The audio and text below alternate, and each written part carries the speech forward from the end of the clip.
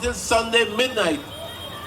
I want this whole nation to know that Kamla is in Nimakaram.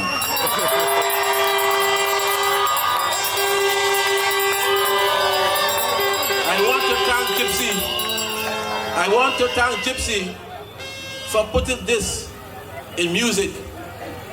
Because before, you would have heard a whisper here and a whisper there. But you now know, the whole country knows. Outside the country, they know that the number one Nima Karam in this country is Kamla Posad.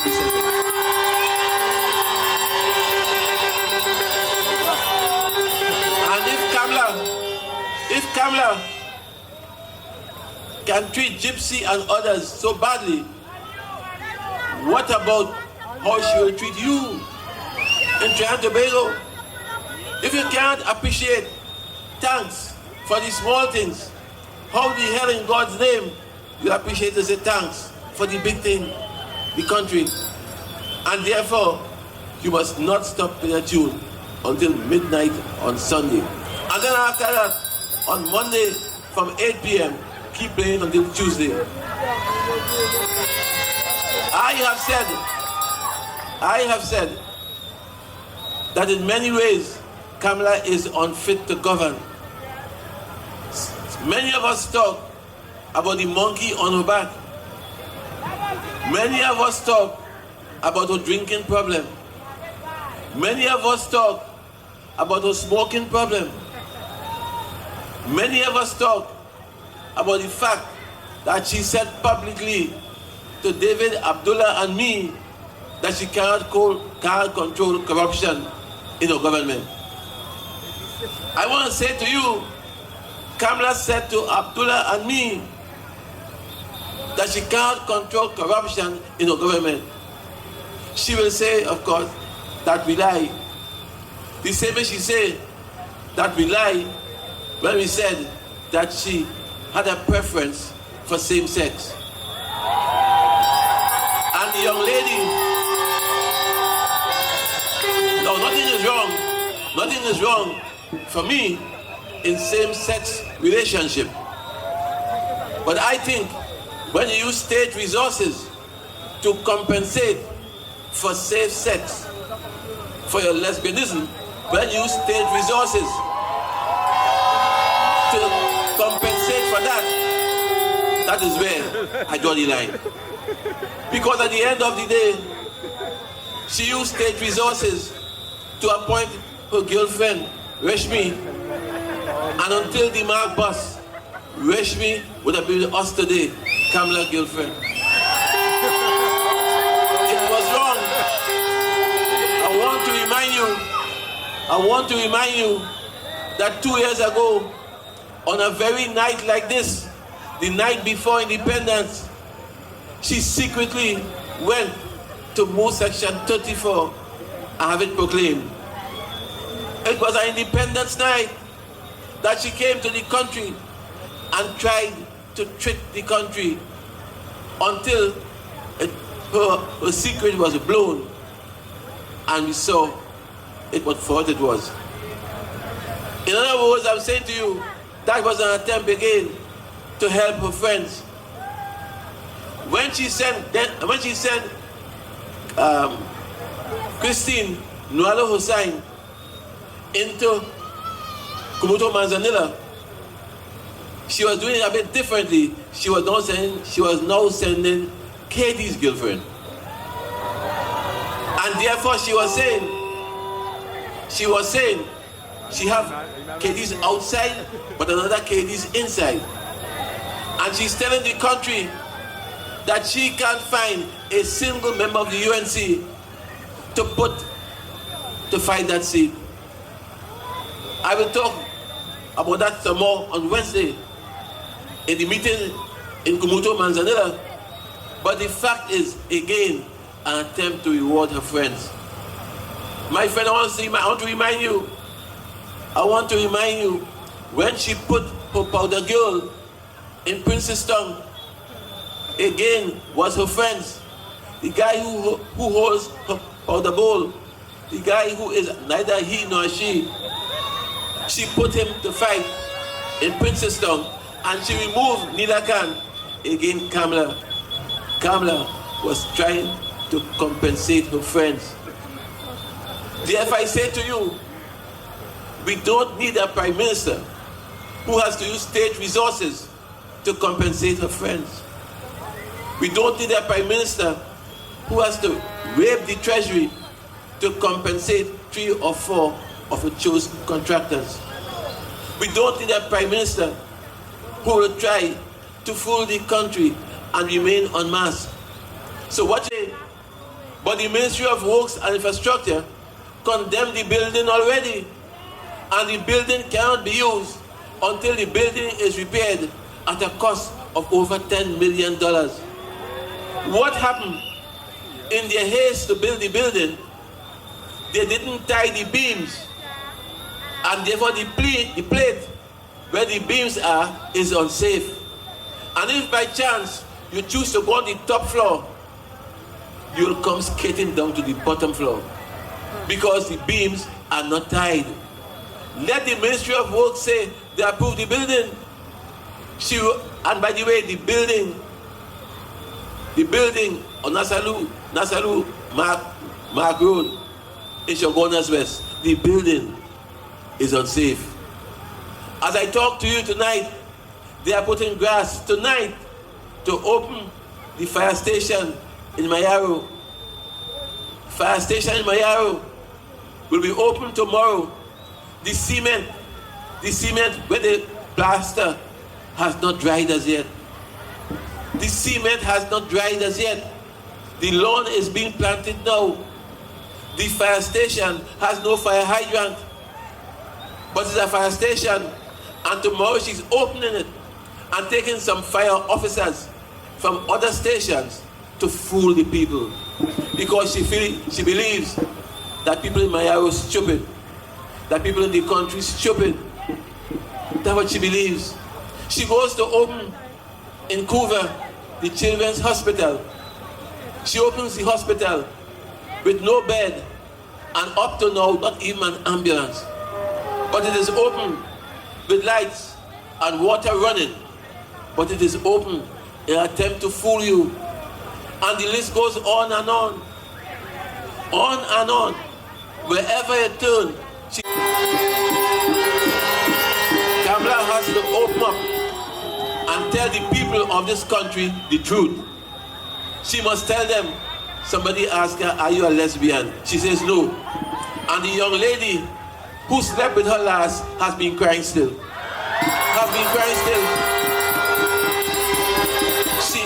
I wouldn't call the lady's name anymore. But if you're unsure, go in last week's Sunshine, you'll see it. That is the young lady who she calls to her home in Philippines, hires a taxi, she waits for the lady, and at 1 in the morning, take her back. That's the Prime Minister for you. That's your Prime Minister. I say to you, Kamala has to open up and talk the truth. The time has come when this country must see Kamala en masse. I tell you, Basde Pandey and Patrick Manning were right, and I was wrong. Kamala is unfit to govern. Unfit to govern. No Prime Minister before Kamala has ever had so many criminal investigations at one time. 3. This Prime Minister, at this point in time, has 3 criminal investigations against her. And she's talking about me. I have 1. And the one I have, I'm begging them to sign the paper, and they will not. They will not. They want to politically harass me down to the end. I am saying sign the paper and let me face the music. Let me go to court and prove my innocence. But sign the blasted paper. They won't sign it at all. They won't sign it. If they're so brave, if they are so brave, I give them this week to sign the paper. At the end of this week, we have come to the end of our worst nightmare. Our worst nightmare is Kamla Prasad Bisesa. And in 2010, she was our dream. She was our dream. She, we thought, had come to create a new era in politics.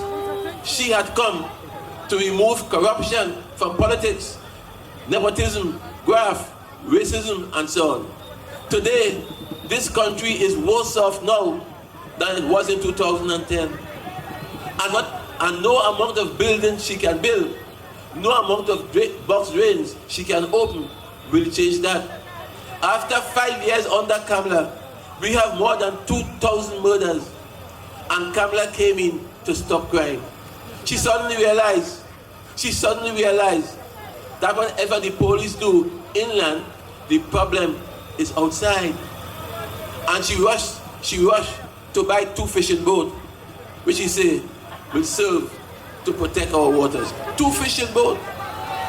When you want to buy a boat, you go in China to buy a boat, and therefore she comes here and galleries herself.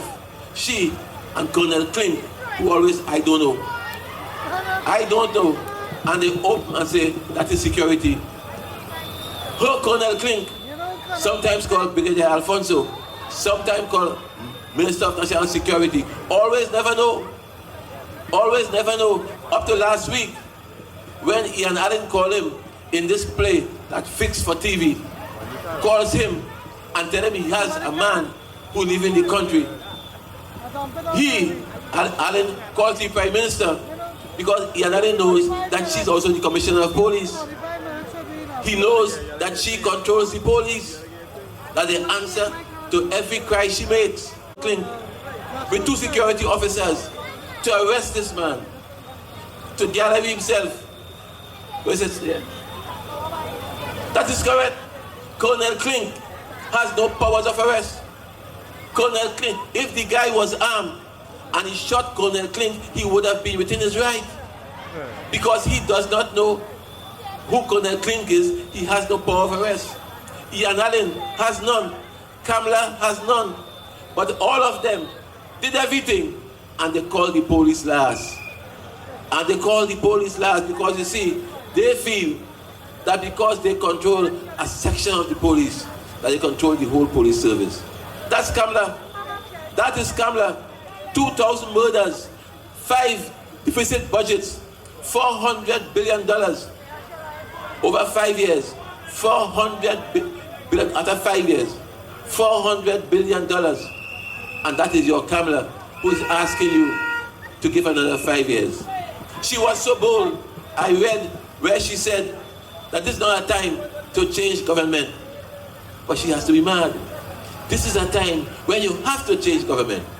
She is saying to the people, don't change government. Don't change government. Let us go back for another 5 years based on our experience.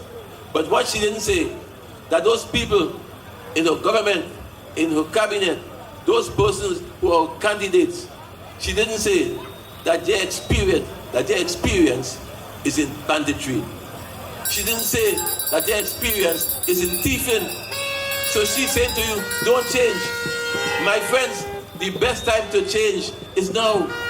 After your eyes have been opened, after you have seen Kamla exposed, and it's only because of shame, of real shame, why Kamla has not put even more members of her cabinet to go.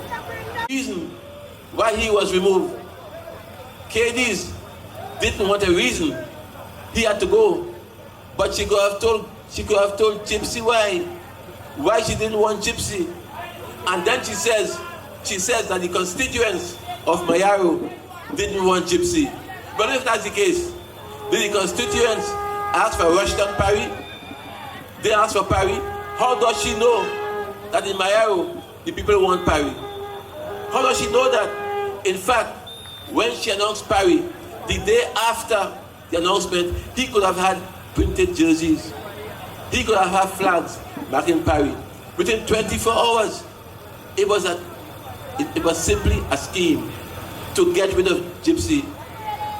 And I'm saying, therefore, that is where Kamla is deceitful as well. If, of course, she didn't want change, why she didn't leave Nila Khan in Princeton. She put her powder girl in Princeton and moved Nila Khan. If she didn't want change, why did she send Ben Sancho here? Ben Sancho, who of course has shown after 5 months in government, Ben Sancho has learned how to steal money. Steal money. The CONCACAF money went to his account, not in error, not by mistake. It was arranged that the money would go to his account and he'll give half to Harrison. Harrison is his manager in England, who is here now as his advisor. And Sancho had agreed that half the money would go to Harrison. It was no mistake. It was no mistake. It's that level of dishonesty you are seeing